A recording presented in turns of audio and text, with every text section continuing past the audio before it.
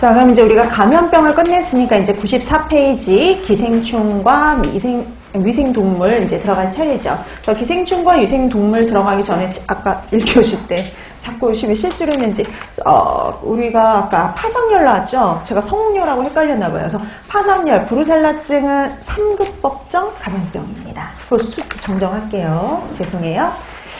자, 그럼 이제 94페이지 기생충 및 위생동물 들어갈 차례인데요. 항상 이렇게 말씀드렸지만 이 기생충 및 위생동물은 뭐 기생충은 한 문제 정도라고 생각하시면 돼요. 꼬박꼬박 그래도 한 문제는 나와요. 근데 두 문제는 거의 나오지 않습니다. 그러니까 한 문제 정도. 그다음 위생동물 같은 경우에는요. 어쩌다 한 번. 그러니까 이게 매년 나오는 문제가 아니에요. 위생해충은 매년 나오지 않고요. 몇 년에 한 번 정도 시험 문제 출제가 됩니다. 그래서 이거는 좀 가볍게 공부하셔도 되는 파트는 위생동물 파트라고 보시면 되겠어요. 그렇다고 안 하시면 안 돼요. 왜냐하면 간혹은 나오니까. 자, 그래서 94페이지 이제 1번 기생충부터 들어가도록 할게요. 자, 1번 기생충에 대한 설명입니다. 옳지 않은 거 찾아라 그랬네요. 옳지 않은 거 찾기. 1번 기생충은 경구, 경피 등으로 감염되는데 경구 감염병이 식품위생과 밀접한 관련이 있다.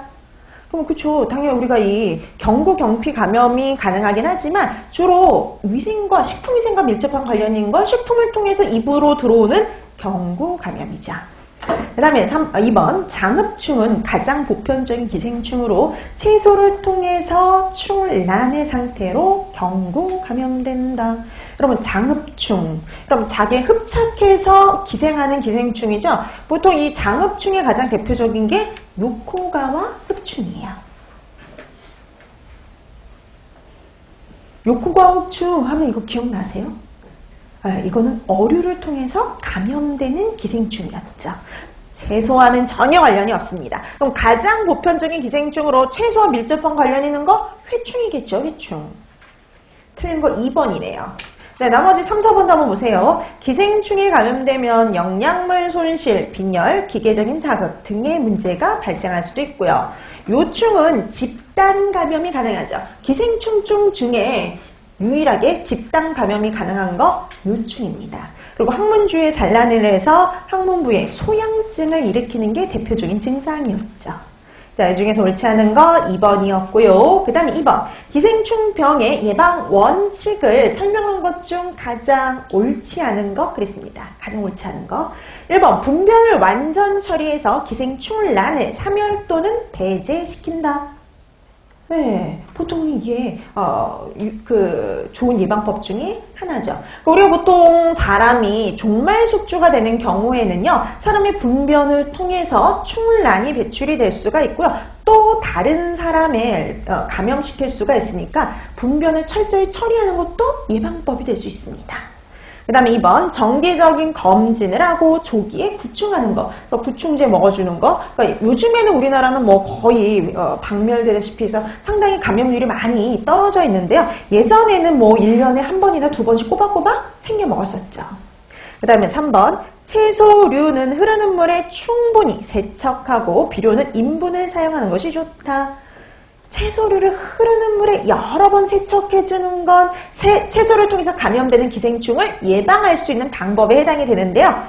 인분을 사용하는 것은 오히려 기생충증의 감염률을 높일 수 있는 방법이죠. 그래서 인분보다는 화학 비료를 사용하는 청정채소를 사용해줌으로써 예방을 할 수가 있었죠. 예전에 우리도 인분을 비료로 많이 사용을 했는데 그런 인분을 비료로 사용했을 때 감염률을 높이게 됩니다. 자, 그래서 틀린 거 3번이 되는 거죠. 그 다음에 4번 감염성 충란 또는 유충으로 오염된 조리를 기구를 통해서 다른 식품에 오염되는 것도 주의할 필요가 있어요. 이렇게 해가지고 직접적으로 먹진 않았는데 이렇게 조리기구에 의해서 2차 오염되어 가지고요 감염될 수도 있었죠. 자, 이 중에서 옳지 않은 거 3번이 됩니다. 그 다음에 3번. 이제 여기서부터 이제 본격적인 문제인데요. 이런 분류 문제는 때는 정말 흔하게 나오는 문제 중에 하나라고 보시면 돼요. 정말 흔하죠. 자, 중간 숙주 없이 채소를 통해서 감염되는 기생충은 이렇게 얘기를 했네요. 우리가 어떻게 감염되느냐, 감염 경로에 따라서 나눴었는데요. 채소를 통해서 감염되는 애, 수육을 통해서 감염되는 애,